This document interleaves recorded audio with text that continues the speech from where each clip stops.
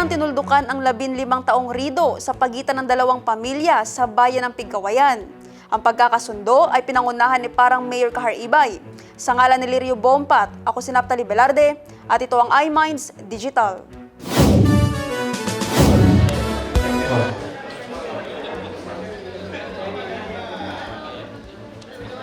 Naging madamdami ng pag-aayos ng pamilya Gialani Manamba at pamilya ni Batil Manamba sa naganap na Rido Settlement sa bayan ng Parang, araw ng Miyerkules at 13 ng Enero 2026. Sa pangunguna ni Parang Municipal Mayor Kahar Ibay, naging matagumpay ang pagkakasundo ng magkakamag-anak ng mga residente ng Pigkawayan, North Cotabato. Although taga-Pigkawayan sila, mga kamag-anak din namin sila, no?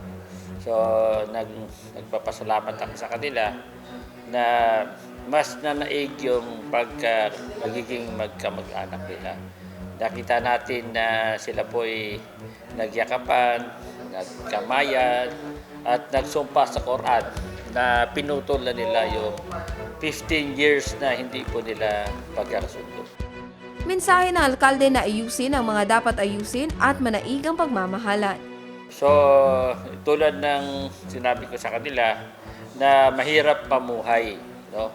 Mahirap gampanan yung pagiging pagkatao kung mayroon tayong puot sa ating mga damdamin.